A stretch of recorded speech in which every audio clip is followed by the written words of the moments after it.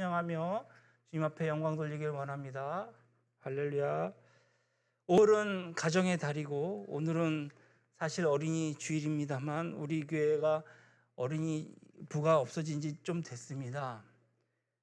방법은 하나입니다. 우리 청년들이 빨리 결혼하셔서 하나님의 창조의 목적에 따라서 이 땅에 번성하고 충만하여서 이제 생산하고 또 생산하고 막 생산해서 예언교회에 충만해야 되지 않을까 싶습니다. 빨리 결혼합시다. 별일 할 일 없으면 결혼하는 거예요. 그래서 결혼해서 영광 돌렸으면 좋겠습니다. 오늘은 부활에 대해서 조금 더 구체적으로 말씀을 들어가길 원합니다. 사도행전 1장에서의 부활의 얘기는 좀 더 확고하게 우리에게 확신을 심어주며 다시 한번 주님께서 말씀하신 바입니다. 사도행전은 우리가 잘 알다시피 저자가 누가입니다. 누가가 누구냐? 누가복음을 쓴 그 누가입니다. 누가는 자신이 데오빌로에게 먼저 써보낸 누가복음을 상기시키는 것으로 사도행전에 막을 올립니다. 그러면 누가복음의 핵심은 무엇입니까? 예수 그리스도의 생애를 5개의 동사로 표현했습니다. 하나는 뭐죠? 주님께서 행하셨다. 그 다음에 가르치셨다. 몸소 행하시고 가르치셨다. 그리고 사도들을 택하셨다. 친히 우리들을 택하신 것처럼 사도들을 택하셨다. 성령으로 명령하셨다. 마지막 동사가 무엇이냐면 승천하셨다. 승천이 하늘로 올라가셨다는 말씀이죠. 이 단어 안에는 여러 가지 의미가 있는데 주님께서 이루신 십자가의 죽음과 부활이 포함되어 있다고 했습니다. 오늘 본문의 말씀 누가복음 3장을 통해서 그 사실을 재확인해 주시고 있는데요. 뭐라고 말씀하십니까? 그가 고난을 받으신 후에 또한 그들에게 확실한 증거로 친히 살아계심을 나타내사 40일 동안 그들에게 보이시며 하나님 나라의 일을 말씀하시니라.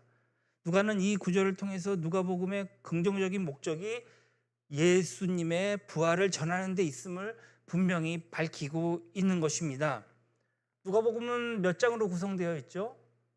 24장으로 구성되어 있습니다. 그 중에서 주님의 부활에 대한 증언은 누가복음 마지막 장, 곧 24장에 나타나 있습니다.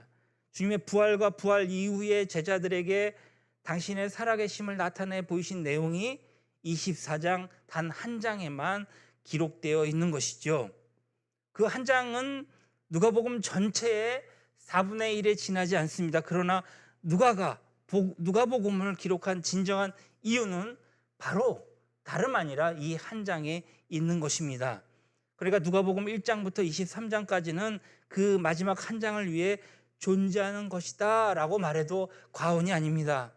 만약 24장이 빠져 있다면, 누가복음 24장이 빠져 있다면 그 누가복음의 존재 이유가 없고 설령 존재하더라도 우리의 믿음의 대상도 복음도 될 수 없는 것이죠. 예수님의 부활이 없었다면 우리는 예수님을 구원자로 믿어야 할 까닭도 2000년 전 지구 정반대편에서 죽은 한 젊은 인간에 대한 기록을 우리가 복음으로 받아들일 수 없습니다. 이런 의미에서 누가가 주님의 부활에 대한 증언으로 누가복음의 막을 내리는 것은 너무나도 타당했습니다. 복음서의 핵심이자 결론이 무엇입니까? 바로 주님의 부활이기 때문입니다. 그런데 예수님의 부활로 누가복음을 끝낸 누가가 오늘 교회의 시작을 알리는 교회의 역사와 주님을 믿는 사람들의 행적을 밝혀주는 이 사도행전 첫머리 벽두에서 또다시 예수님의 부활을 강조함으로써 오늘 본격적으로 본문을 전개하고 있다는 사실입니다. 이 또한 얼마나 중요한 메시지입니까? 사도행전은 예수 그리스도의 부활을 믿는 것에서부터 시작하는 것입니다. 교회의 존재 이유가 무엇입니까? 존재 이유도 우리가 주님의 행하심과 가르침을 쫓고 주님의 택함 받은 사람답게 사도로서 사도답게 살아가야 할 단 한 가지 이유도 다름 아니라 주님의 부활이셨기 때문입니다. 예수님께서 부활하셨다는 것은 누가의 개인적인 혹은 주관적인 신념이 아닌 것입니다. 누가는 오늘 본문을 통해서 주님께서 확실한 증거로 친히 살아계심을 나타내 보이셨음을 밝혀주고 있는 것입니다. 예수 부활에 대한 믿음의 동기가 오늘 인간으로부터 난 것이 아니라 부활하신 주님께로부터 있음을 분명히 하고 있습니다. 그리고 그 구체적인 예를 오늘 누가복음 24장에 소상히 기록되어 있는데, 부활하신 주님께서는 엠마오로 가는 두 제자에게 나타나셨고, 주님의 부활을 믿지 못한 채 마가의 다락방에 숨어서 두려움에 떠는 제자들에게도 찾아가셨고, 부활을 의심하는 제자에게는 못자국이 선명하게 당신의 손자국 손과 발에 직접 확인시켜 주셨음을, 그뿐만 아니라 오늘 제자들과 함께 식사를 나누며 유언의 말씀을 남기신 것입니다. 그 모든 것은 누가의 표현대로 제자들에게 주님께서 친히 보여주신 확고부동한 부활의 증거였습니다. 제가 책을 소개해 드리고 싶은데요, 세계적인 일본 소설가입니다. 엔도 슈사크죠. 그 작품 중에 오늘 예수의 생애와 그리스도의 탄생이라는 두 책이 있습니다. 저는 그 중에 하나를 갖고 있는데 엔도 슈사크의 예수의 생애입니다. 이걸 원하시는 분들은 제가 빌려드릴 수 있습니다. 그리스도의 탄생이라는 책에 이 예수의 생애가 적혀져 있는데, 우리가 잘 알다시피 예수는, 그 예수라는 이름은 2000년 전 인간의 육신을 입고 이 땅에 오신 주님의 히브리식 이름이고, 또 그리스도는 무엇입니까?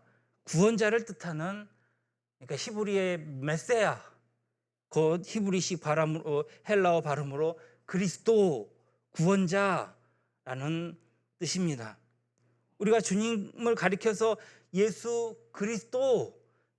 그리스도라고 부르는 것은 이 땅에 오신 예수님께서 곧 독생자 그리스도이심을 믿는 까닭입니다. 그렇다면 잘 한번 생각해 보세요. 작품의 제목이 예수의 생애와 그리스도의 탄생이거든요. 근데 뭔가 좀 잘못됐죠. 예수의 탄생과 그리스도의 생애라고 해야 타당할 것 같습니다. 제가 무슨 소리 하는지 헷갈리시죠?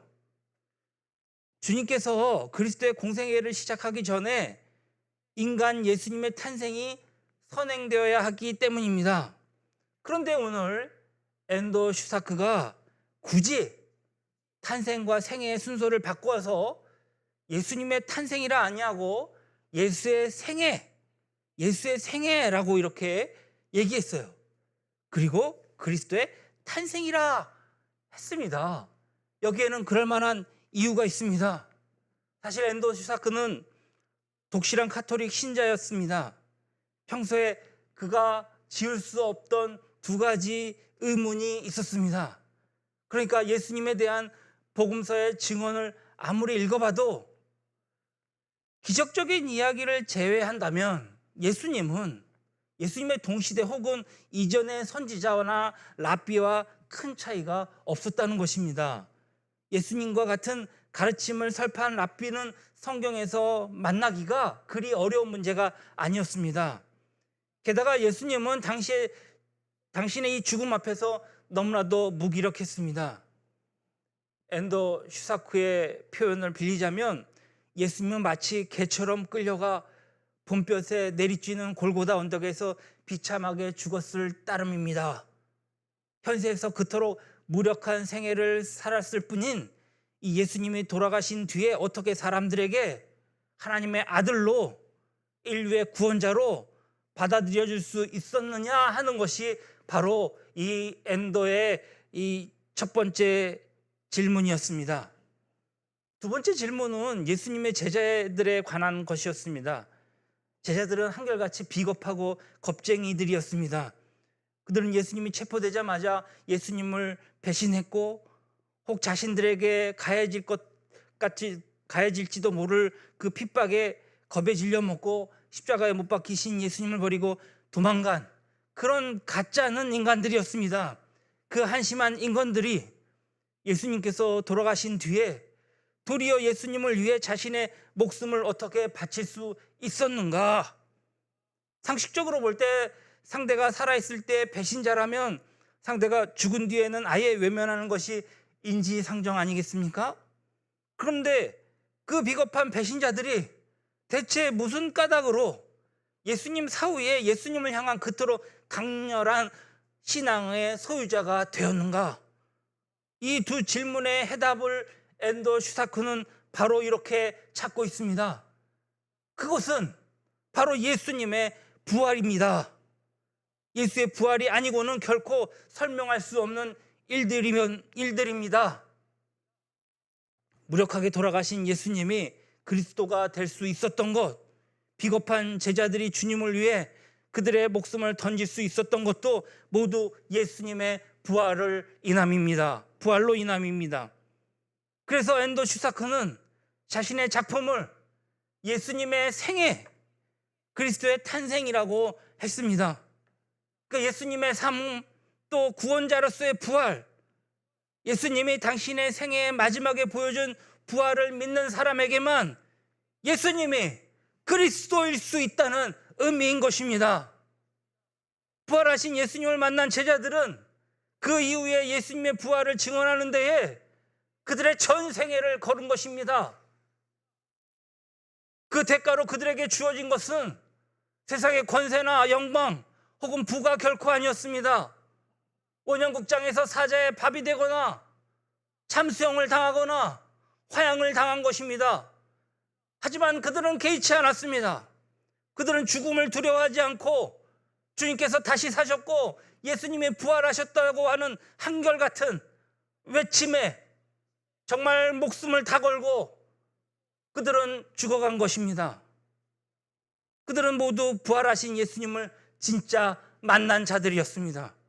부활하신 주님을 통해 그들이 알던 예수님이 진짜 성자 하나님이며 진짜 그리스도이심을 두 눈으로 생생하게 확인했던 것입니다.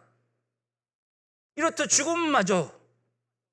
죽음마저 두려워하지 않은 이 제자들의 증언 위에 오늘 교회가 그 피로 세워지고 예수 부활로 인해 그들은 진정한 사도로 탄생할 수 있었던 것입니다. 교회의 역사와 사도의 행적을 밝혀주는 사도행전 첫머리에 누가가 예수님의 부활을 강조한 까닭이 바로 여기에 있습니다. 그런데 여러분 그거 아십니까? 희한한 사실은 누가가 이처럼 예수님의 부활을 중요성을 강조하면서도 본문에서 정작 부활이라고 하는 단어를 사용하지 않았다는 것입니다. 그는 고난받은 후에 친히 살아계심을 나타내사라는 표현으로 대신했다는 것입니다. 그러니까 예수님의 부활을 증언한 누가복음 24장도 마찬가지였습니다. 누가복음을 기록한 궁극적인 목적이 예수님의 부활의 증언이 있고 그 증언이 24장 한 절에 기록되어 있었지만 거기에도 부활이라는 단어는 등장하지 않았습니다. 이것은 다른 복음서에서도 동일합니다. 복음서 기자들이 예수님에 대한 진정한 의미에서의 부활, 곧 헬라어로 아나스타시스, 이 단어는 한 번도 적어본 적이 없다는 것입니다. 오늘 우리말 성경에는 예수님이 마태복음 27장 53절에 예수님 부활이라는 번역으로 등장하지만 우리말 부활로 나타난 헬라어의 이름은 에게르시스입니다. 이 뜻은 뭐냐면 그냥 자리에서 일어나다, 벌떡 일어났다라는 의미로 본래 부활에 의미하는 다른 단어입니다. 죽었다 다시 살아났다라는 부활을 가르쳐서 아까도 얘기했지만 아나스타시스는 이제 사복음서에 이를테면 사두개인이 부활이 없다 할 때 그때의 일반적인 용례로만 사용되었습니다. 단 한 차례 예수님께서 주께서 나는 부활이다 라고 말할 때 그의 소신을 말할 때 부활이라는 단어를 사용하셨을 뿐입니다. 대체 그 이유는 무엇이었을까요?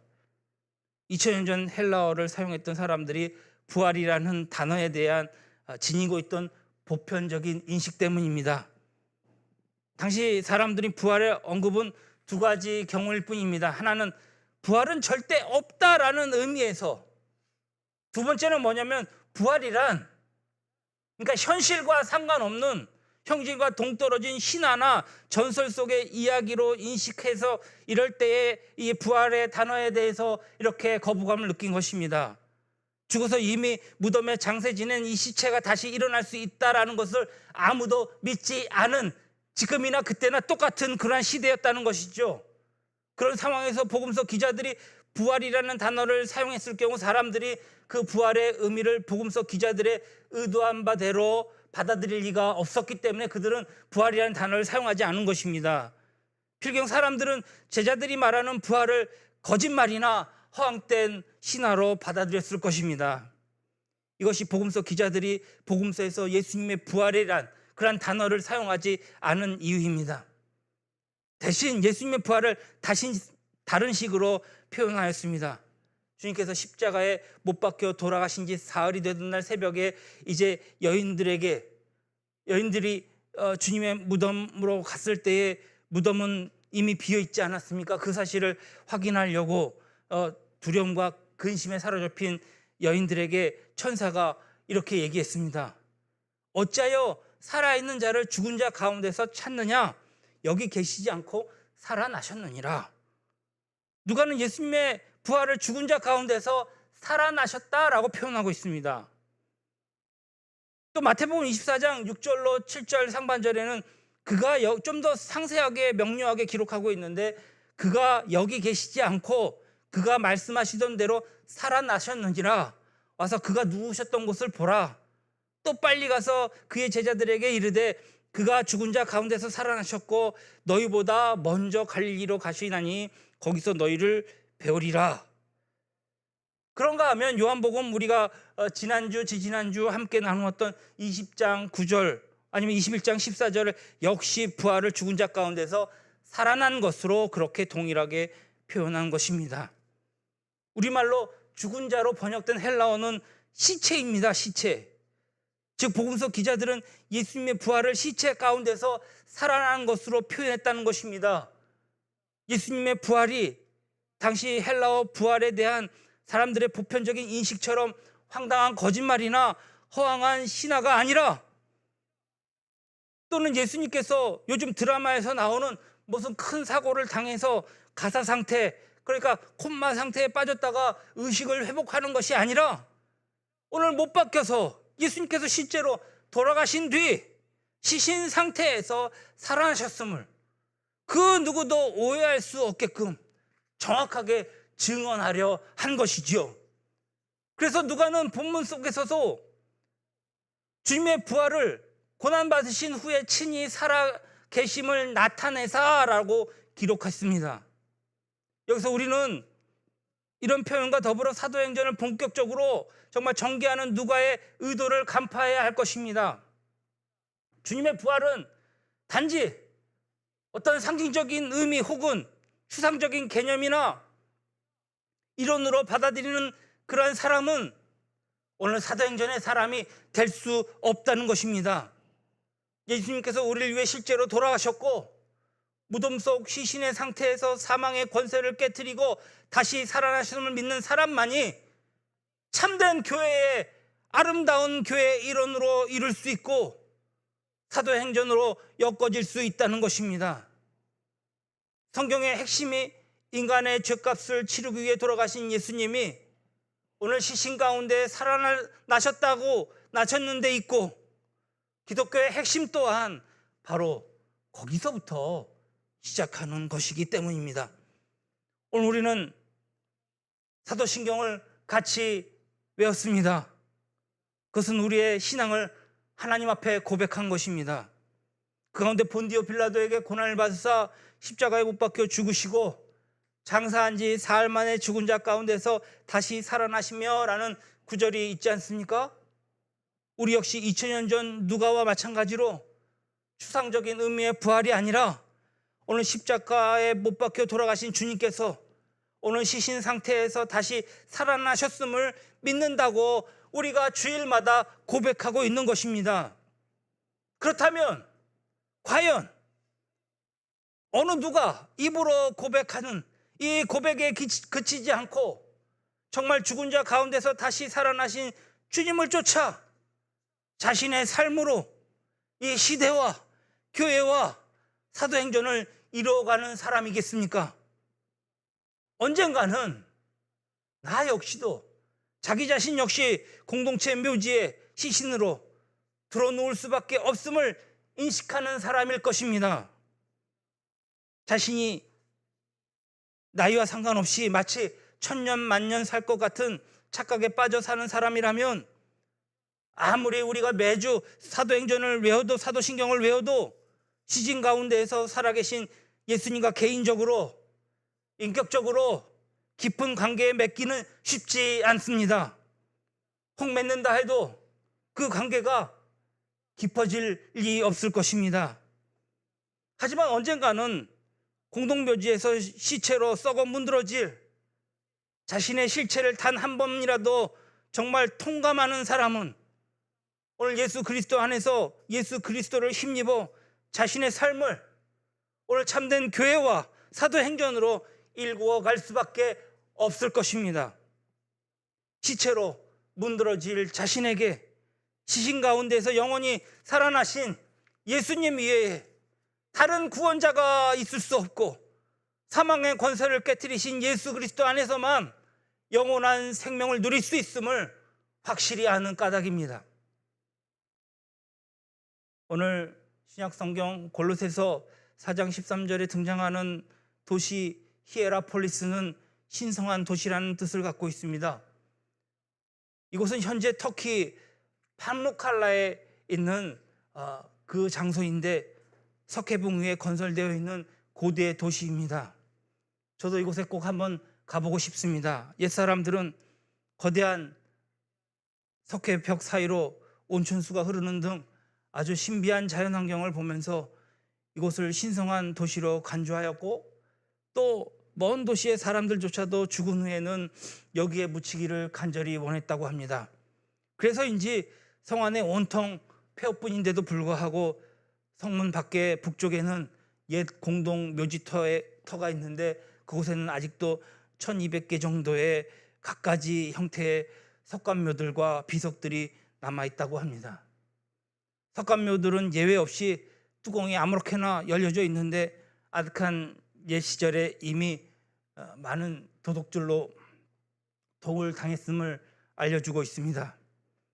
그곳에 이런 비문이 적힌 비석이 있다고 하죠. 나 어제 너와 같았으나 너 내일 나와 같으리라. 나 어제는 너와 같았으나 너 내일은 나와 같으리라. 죽은 사람이 얘기하는 것입니다. 어찌 이것이 2000년 전 로마 제국 사람들에게만 해당되는 말이겠습니까? 오늘을 살고 있는 우리 모두는 물론이고 앞으로 태어날 모든 인간 역시 이와 똑같지 않겠습니까? 오늘을 잘 살았다고 내일도 잘 살라는 보장이 어디 있겠습니까? 자신의 죽음을 인식하지 못한 사람이라고 해서 죽음을 피해 가지는 않습니다. 우리 각자 죽음의 날과 시간은 다르겠지만 그러나 한 가지 분명한 사실은 시계의 초점이 1초 1초 나아갈수록 우리 각자의 그 시각이 우리 앞에 점점점 다가오고 있다는 것입니다. 이 사실을 깨닫는다면 어찌 시신 가운데 살아나신 주님을 자기 생의 주인으로 모시고 주님을 쫓아 살지 않겠습니까? 2000년 전 로마 기독교가 카타콤, 즉 지하 묘소에서 시작된 것을 우리는 잘 알고 있습니다. 이것은 참 의미심장합니다. 로마 교회의 토양은 응회질로 이루어져 있습니다. 응회질 토양은 아주 이렇게 설명은 간단한데 그 간단한 그 손이나 이런 돌조각으로도 흙이 이렇게 파지는 아주 손쉽게 파 내려갈 수 있는 그러한 토지를 갖고 있습니다. 그런데 일단 공기와 맞닿으면 시간이 흐를수록 돌처럼 굳어지는 아주 그러한 과정에서 응해질 흙이 시체와 어떻게 보면 이 물과 악취를 완벽하게 흡수할 수 있다고 해도 과언이 아닙니다. 따라서 우리나라 사람들이 삽으로 땅을 파서 관을 내리고 봉분을 조성하는 것보다 옛날 로마인들이 땅을 파고 내려가서 지하 묘소를 만드는 편이 훨씬 쉽고 위생적이었을 것입니다. 그 지하 묘소에 내려가면 마치 막 미로처럼 되어 있고 좁은 복도와 좌우의 벽이 관들이 무려 4층, 5층 이렇게 안치되어 있습니다. 정말 복도 중간중간에 작은 공간들이 있는데 초기 기독교인들은 다른 곳 아닌 바로 그곳에서, 그 공간에서 정말 예배당 삼아 예배를 드린 것이죠. 따라서 그들의 신앙과 예배가 얼마나 역동적이었을지 충분히 우리는 짐작할 수 있습니다. 그들은 좌우의 벽의 질비 늘어선 그 관들을 보면서 날마다 자신의 실체를 확인하지 않을 수 없었을 것입니다. 나 어제 너 같았으나 너 내일 나와 같으리라. 그 관들이 계속해서 자기에게 말하고 있는 것을 느꼈을 것입니다. 그 지하 묘소에서 매일 자신의 실체를 확인하는 만큼 그들은 시신 가운데에서 살아나신 예수 그리스도를 더더욱 굳건하게 믿고 쫓지 않았겠습니까? 좌우 사방으로 죽은 사람의 관이 질비 정말 지하 묘소 한가운데 부활하신 우리 주님께 예배드렸던 그들이 어찌 원형 경기장의 그 사자나 화형을 두려워하지 않고 예수님의 부활을 증인하는 그 증인된 것을 조금도 두려워하지 않고 담대히 복음을 전했던 것은 어찌 보면 이상한 일도 아닙니다. 죽은 자 가운데서 살아나신 주님께서 오늘 본문의 증언처럼 우리에게도 확실한 많은 증거로 친히 당신의 살아계심을 나타내 보여주고 있는 것이죠. 우리를 죄 가운데 건져주셨고 우리는 알려고 하지 않았고 우리는 그런 생각도 없었음에도 불구하고 나를 예수 믿게 하시고 예수를 알게 하셨고 때를 따라서 주님께 예배드리게 해주셨음. 또 그리고 오늘 우리가 예언의 교회의 한자리에 모여서 예배를 이루며 교회를 이루게 하신 것, 이것은 그냥 자연스럽게 된 일은 아닐 것입니다. 지금 인도는 엄청난 환란을 겪고 있죠. 마치 생지옥이라고 해도 과언이 아닙니다. 이미 인도의 의료체계는 붕괴되었습니다. 하루에 40만 명, 45만 명까지 감염 환자가 생기니까는요. 이틀, 한 달 반 만에 44배, 하루에 3,000명씩 계속 3,500명씩 계속 죽어나가고 있는 것입니다. 무덤은커녕 화장할 장소조차도 얻지 못할 정도로 많은 사람들이 죽어가고 있는 것이죠. 손쓸 방법조차 없는 모습입니다. 장사 지낼, 그러니까 태워서 없앨 그 장소조차도 없으니까 말이죠. 그 화면을 보고 저희 아내는 울더라고요. 우리에게 다시 한번 경종을 울립니다. 인도는 그야말로 아비규환 상태인 것입니다. 여러분 생각해 보십시오. 몸은 불살라 재로 날아가 버립니다. 그런다고 그 영혼도 끝나는 것입니까? 수많은 영혼들은 결국 다시 영혼이 꺼지지 않는 불구덩이 속으로 들어갈 수밖에 없을 것인데 말입니다. 그 수천 명, 아니 수십만 명이 이 죽어가는 그 영혼들이 하는 그 울분의 소리에 우리는 기울여야 할 것입니다. 너 어제 나와 같았으나 너 내일 나와 같으리라. 요즘 세상살이 살다 보면 사람들이 머릿속에 오로지 자기 자신밖에 없어서 온 세상 만사를 자기와 연결짓지 않으면 생각이라는 걸 아예 하지 못하는 사람들 같습니다. 오로지 그들은 돈. 일어나서도 돈, 자면서도 돈. 그야말로 돈 말고는 관심조차 하려 하지 않습니다. 그러나 여러분, 돈보다도 더 귀한 가치가 우리에게 있습니다. 여러분 잊지 마십시오. 교회가 어려움을 당하고 성교의 문이 닫히는 이 현실 속에서도 오늘 시신 가운데서 살아나신 주님 안에서 예수의 부활을 삶으로 증거하며 우리는 살아야 되지 않겠습니까? 주께서 우리를 택하신 이유는 예수님의 제자는 거침없이 사명을 감당하며 더 많은 사람들에게 영혼의 구원을 부르짖으며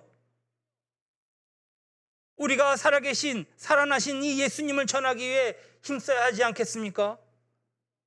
주님께서 죽은 자 가운데서 다시 살아나시지 않았던들, 결코 있을 수 없는 우리들 아니겠습니까?